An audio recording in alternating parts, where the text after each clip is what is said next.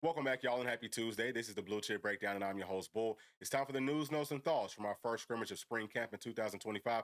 Sounds like things went very well. Please make sure to like and subscribe to the channel. Also, I want to send a very big shout out to all the members of this channel. I will continue to say it. Y'all are keeping us going. We will have some more all 22 film coming out for you here very shortly. And if you would like to help support this channel and get access to the all 22 or get access to some more extensive film breakdowns, then you can do so by clicking on the join button just below this video. You can also donate as little as $1 to our Cash App. You can scan that Cash App QR code wherever it is, but the links will all be down in the description below. Thank y'all so much for all of the support. Let's go ahead and jump into it. All right, y'all, we're actually going to start right here with Joel Wyatt. This is his profile from On3. And the reason that I want to start right here is because I was listening to the VolQuest podcast this morning, and Austin Price dropped some absolute gems. So with Joel Wyatt, you can see he's listed as a 6'4", 185-pound, four-star athlete. He is from the state of Tennessee. Joel said that Tennessee's in his top two. AP thinks that Tennessee is the team to beat. And I thought Tennessee wanted him to play wide receiver. He's a very good wide receiver. But Austin Price says that Tennessee wants him to play on defense. So safety or Leo. If you are that versatile where you could go from playing safety or playing Leo, that means that you could pretty much play anything. And also wide receiver, right? You could pretty much play anything on a football field. So we've talked several times about Tennessee targeting these taller safeties. It feels like they're all about 6'3" and up. If we could land a Joel Wyatt at 6'4", think about it, playing about 220, 230 pounds, he could be very similar to the kid from South Carolina that also plays safety that's going to be a first-round draft pick this season.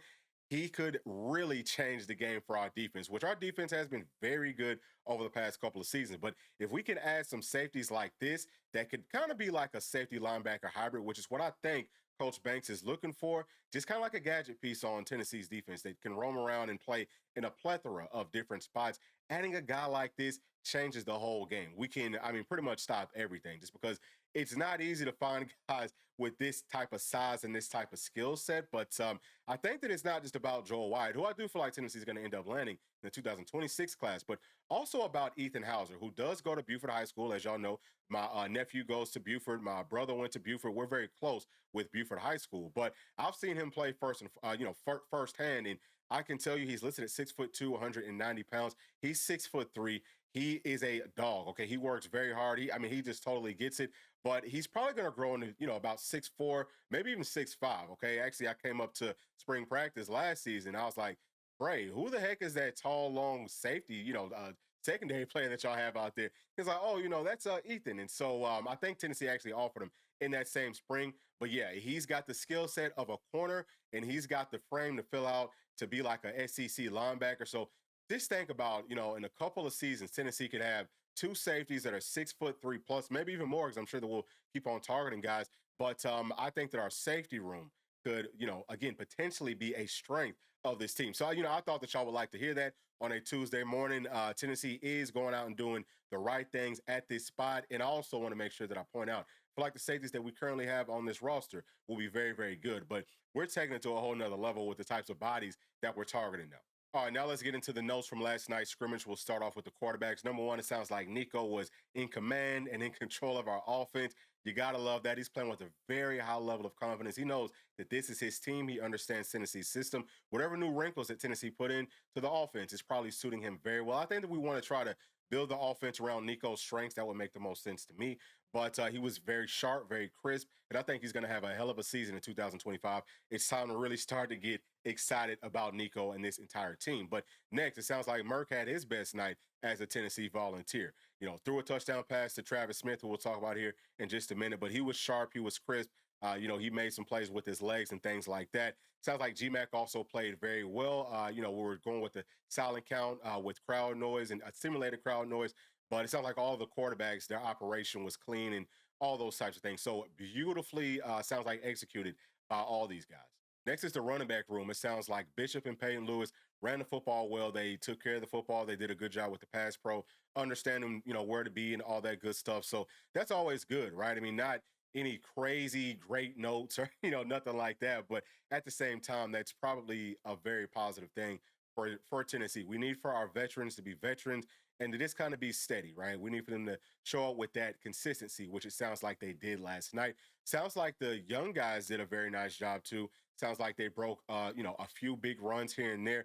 one of the notes did say that D Morris is kind of struggling, or maybe not struggling, but he still needs to, learn this offense, which is definitely very, very normal. It also sounds like he needs to work on his pass pro. That's also very normal. For these young guys, man, you got to get acclimated to number one, learning this system. It's a whole lot that goes into it, but you also have to get used to the physicality and the different, like you have to play with a lot better form and technique.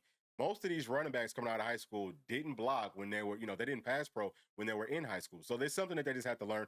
I'm not worried about it. I think that they will pick it up. We'll see what happens by the end of spring. All right, next let's talk about Tennessee's tight end room. I think Coach Heupel is pleased with where Ethan Davis is at this point. He talked about those young guys. He said that they had to continue to grow. He also said the same thing about Ethan Davis, and that's obvious, right? Whenever Miles Kittelman goes down, everybody's got to step their game up a whole nother level. But honestly speaking, y'all, I feel like he was pleased. So that's a great sign for us. No questions asked. Now I want to talk about Tennessee's center room. It feels like they had a very, very good day. Coach Heupel was also pleased with this group. Operations were clean, like we said, going on that silent count. Coach Heupel said that they handled all those things very, very well with that, pumped in crowd noise and things like that. So that feels good to know. I don't think that we have to worry about center too much, at least not at this point in spring camp. Next is Tennessee's Leo room. I talked about what the heck are we going to do as far as bringing some other bodies over here, because we only had two people that, were healthy enough inside of this room to play inside of the scrimmage, as far as I know. But it sounds like Joshua Josephs was dominant. It sounds like he had a very, very good day. That's great news because we hadn't heard too much about our players up front on defense being dominant versus our offensive line. So it's good to know that one of our vets, man, Joshua Josephs, we need a really big year from him, but it's good to know that he did step up to that challenge last night. And wide receivers is the last position group that we'll talk about individually. So we heard about Travis Smith balling out. I told y'all I felt like the young guys would steal the show last night, and I feel like they did. Okay, Travis Smith scored a touchdown. That was with the twos, like we said. Jake Merklinger threw it to him. And obviously, he's going up against some younger secondary players. But at the same time, that is impressive. What he's been doing, just being consistent, that is impressive. I think that he can and probably will be pushing Chris Brazzell for that spot. Now, he has to understand what the heck's going on. But Coach Heupel even said, man, look, he's picked everything up. He's operating at a very, very high level. So, yeah, you got to watch out for him. I think that you got to watch out for him as well. Sounds like the vets had a very clean game. Boo Carter, he did play some wide receiver as well. Didn't get any notes on exactly how he looked, but I'm sure that it just, as an athlete, he's going to be just fine. It's all about how does he fit with understanding what to do. That's going to be Boo Carter's biggest struggle. But yeah, I think that we have a pretty solid wide receiver room. I think it's better than people are giving it credit for.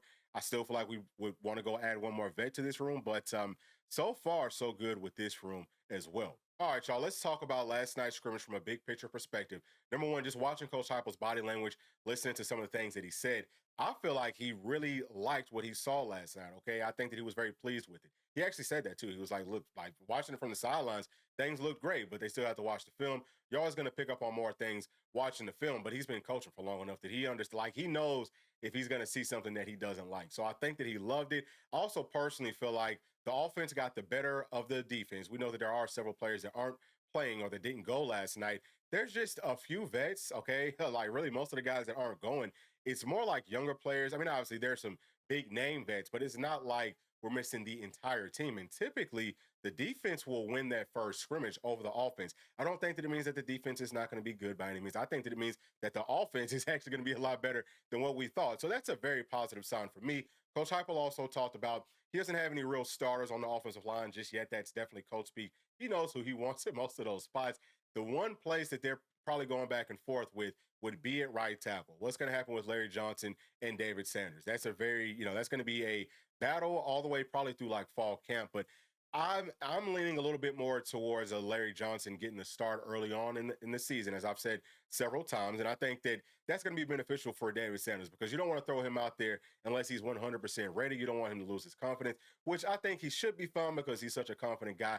He understands, and he's really smart too, right? He totally gets it. So I think that he's going to be fine. I don't think he's going to transfer out, nothing like that. Again, very, very long way to go from that perspective. But I feel good about it because I think that Coach Heupel felt very, very pleased with it. So great first scrimmage is what it sounds like to me. We've got some guys that'll make plays on the outside. The running backs are pretty much doing what they're supposed to do. I feel like the offensive line is giving our quarterback time. I think that we've got some quicker drops. One of the other things that we didn't talk about yesterday, but Nico, just as far as how long it takes him to throw the football, I want to say last season he was at like 3.1 seconds, almost 3.2 seconds, which was like second worst, if not the worst, in the SEC. So he's holding on to the football for too long. Some of that was on Nico, but I think most of it was on Tennessee's scheme where things are too vertical, the route combinations take too long. And that's a part of the reason that our offense would get stagnant sometimes. And people think that our offensive line wasn't as good as I actually think that they were. I think that they were better than people gave them credit for. We didn't help them out too much. But now with maybe some different schemes coming in, we should be able to get the football out of our hands quicker. It's 1, 2, 3 throw. And it's not going to be holding on to the football as much. But yeah, I think that all those things are very, very positive. Tennessee's defense is going to be just fine. We've got guys that will get after it, especially once we get back 100% healthy. Wish that we could have got some more notes on how those linebackers looked and how our safeties looked, what were the first and second groups, but we just didn't get them. So if we do get those news and notes here, pretty soon, then we will be sharing that with you, of course. But yeah, I think overall, man, we had a very, very good scrimmage. We're looking forward to practice tomorrow. All right, and I think we have practice again on Saturday. So man, spring practice is almost over with, and then we have a very long off season. But those are my thoughts. Please share yours with me down in the comment section. And as always, please do make sure to like and subscribe to the channel. We'll see you on the next one. Thanks. Peace.